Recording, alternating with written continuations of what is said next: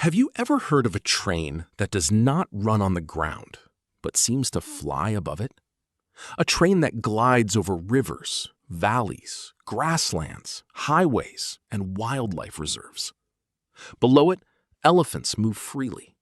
Lions roam the plains. Giraffes feed under the African sun. And above them all, a sleek, modern train races across the horizon. It sounds like something from a science fiction movie, but it is real. This is Kenya's standard gauge railway, one of the most surprising infrastructure megaprojects of the modern era. A railway that transformed travel, trade, logistics, and mobility in East Africa. A railway that sparked debates about debt, global politics, and the future of development. A railway that became a symbol of both opportunity and controversy. Today, we are diving into the full story. How a country trapped by outdated colonial transport systems built one of Africa's boldest rail projects in just a few years. How thousands of workers, engineers, and machines reshaped the landscape. How a railway was designed to cross wildlife land without destroying it. And why the world continues to watch what happens next. Let's begin. Kenya sits on the eastern edge of Africa. It has long been one of the continent's most important economies. Its location gives it enormous strategic value.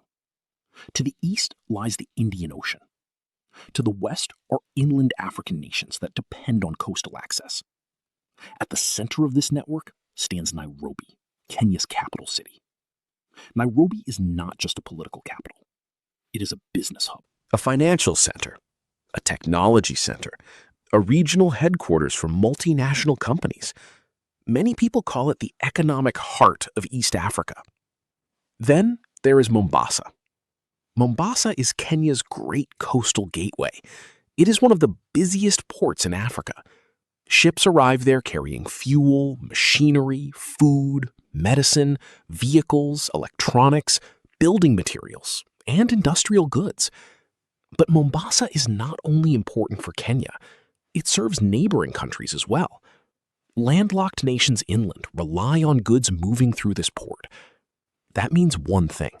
The route between Mombasa and Nairobi is incredibly important. And for decades, that route had a major problem. Transport was painfully inefficient. Kenya had an older railway line built during the British colonial era. It was over a century old. It used narrow gauge technology. It was slow, it was worn down, it had limited capacity. Many sections required repair. Old locomotives struggled, freight movement was inconsistent, passenger service was slow and unreliable. A journey that should take a few hours could consume an entire day or more. Road transport did not solve the problem. Trucks packed the highways. Traffic jams were common. Accidents happened regularly. Fuel costs increased prices. Breakdowns caused delays. Heavy cargo damaged roads. Rain and weather could create new disruptions. The result was simple. Moving goods cost too much. Time was wasted. Businesses lost efficiency. Farmers had trouble reaching markets quickly. Manufacturers dealt with delayed supplies. Consumers paid more. Growth was slowed by logistics. This is one of the least glamorous truths in economics. Countries Do not rise only through talent or ambition. They rise when goods, people, energy, and information move efficiently. Kenya had energy. Kenya had ambition. But its transport system belonged to another century. Something had to change. By the early 2010s, Kenya faced a decision. Keep patching old systems or build something completely new. The country chose the second option. Around 2014, Kenya launched one of the most ambitious infrastructure programs in its history. A new railway, modern standard gauge, higher capacity, faster travel, modern stations, modern freight systems, modern signaling, and room for future expansion. The project would connect Mombasa to Nairobi. Later phases aimed to move farther inland. To make this possible, Kenya partnered with China. Chinese financial institutions backed major portions of the funding. Chinese contractors took on construction. Chinese engineers, equipment, trains, and technical systems arrived. This happened during a time when China was expanding global infrastructure influence through projects across Asia, Africa, Europe, and beyond. Ports, roads, power plants, bridges, railways, industrial zones. For supporters, this meant new opportunities for countries needing capital and construction capacity. For critics, it raised concerns about influence, debt, and strategic leverage. But inside Kenya, the focus was immediate. Could this railway finally solve a century-old transport bottleneck? Then came the hardest part, building it. People often imagine railway construction as laying steel tracks across flat land. Reality is far more complex. The route from Mombasa to Nairobi Crosses multiple landscapes: dry plains, rolling terrain, river zones, soft soils, wildlife areas, urban approaches. Every mile presents engineering decisions. Heavy rail systems require extremely stable foundations. If the ground shifts even slightly over time, tracks can deform. That creates safety risks. Maintenance costs rise. Speed must be reduced. So before trains could run, the land itself had to be transformed. Massive earth-moving operations began. Bulldozers cut high ground. Low areas were filled. Surfaces were leveled. Drainage channels were designed. Engineers studied soil composition across the route. Where the earth was weak, it had to be reinforced. Heavy rollers compressed layers repeatedly. In some areas, compaction methods forced loose soil into denser structures. Layer after layer, sections of unstable ground became engineered foundations. This process stretched across hundreds of kilometers. It was slow, technical, and expensive, but it was essential because no railway is stronger than the land beneath it. Then came the visual element that stunned many observers.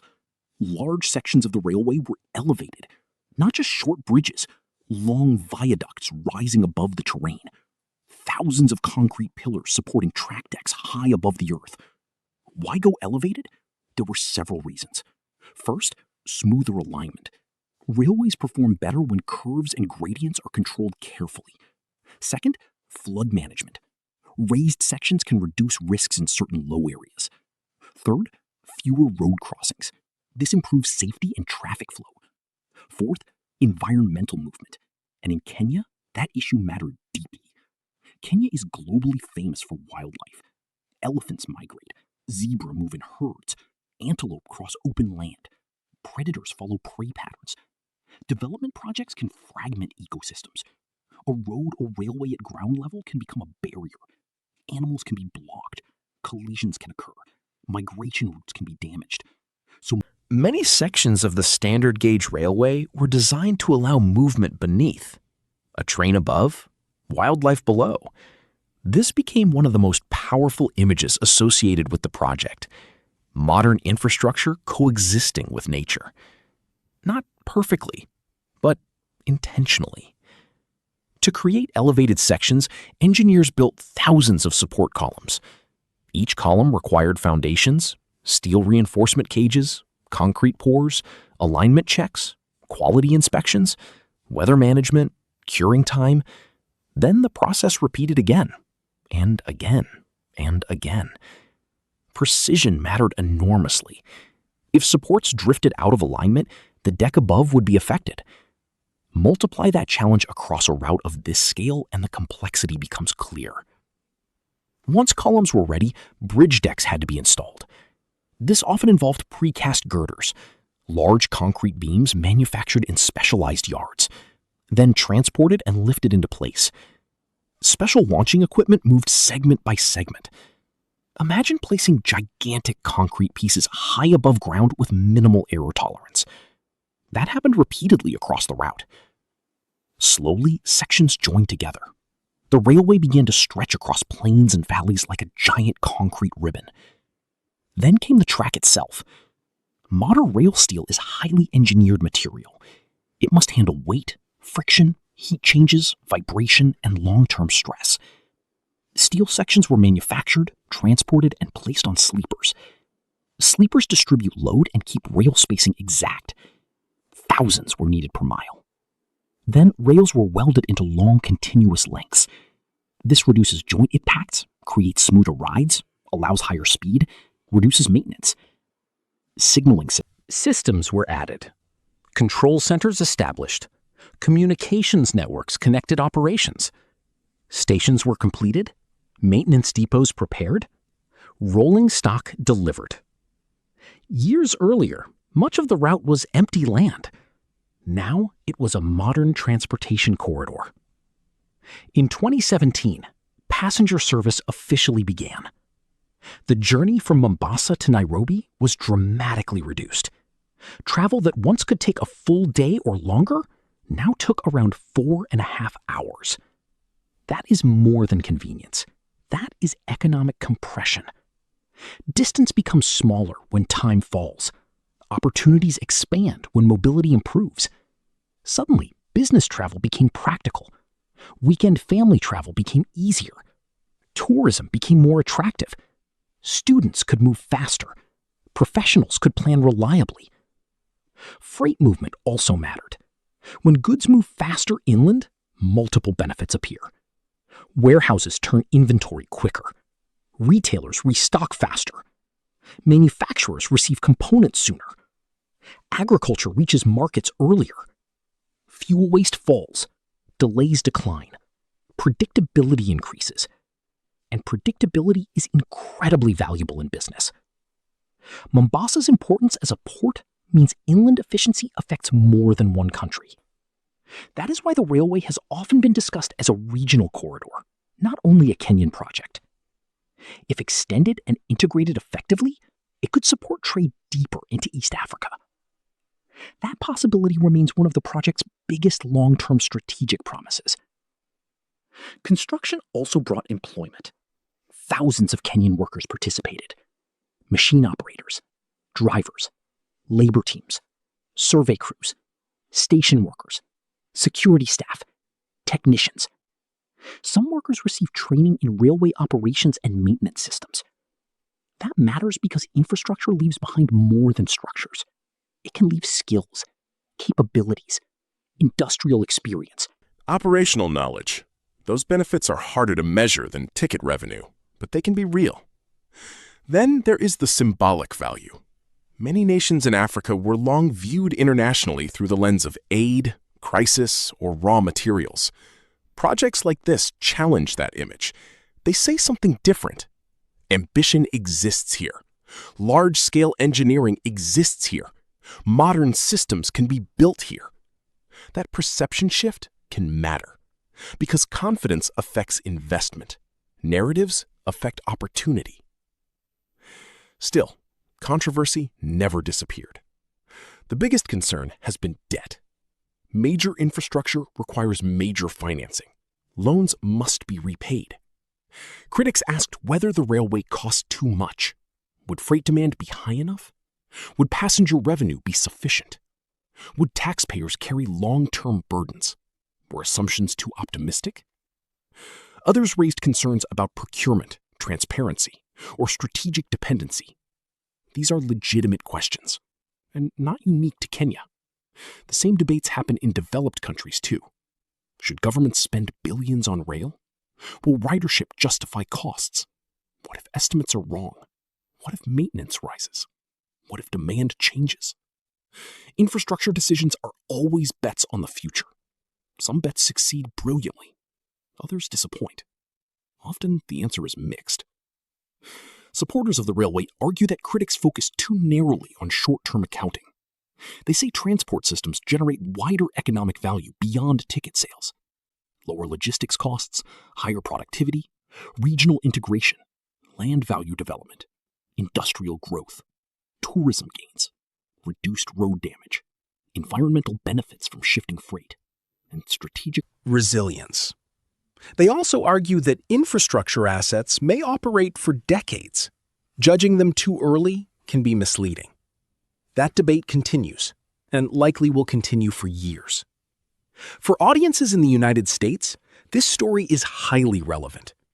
America also debates aging infrastructure. Bridges need replacement. Ports need upgrades. Rail systems need modernization. Supply chains need resilience. Cities debate transit. States debate highways. Federal programs debate costs.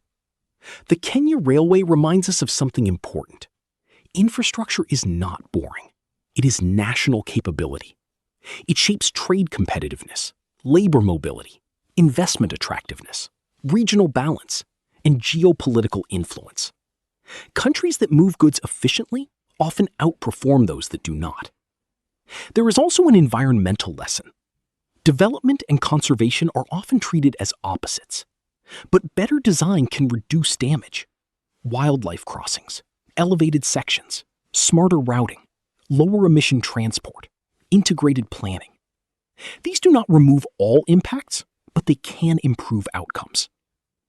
Kenya's railway became globally recognizable partly because of those striking images of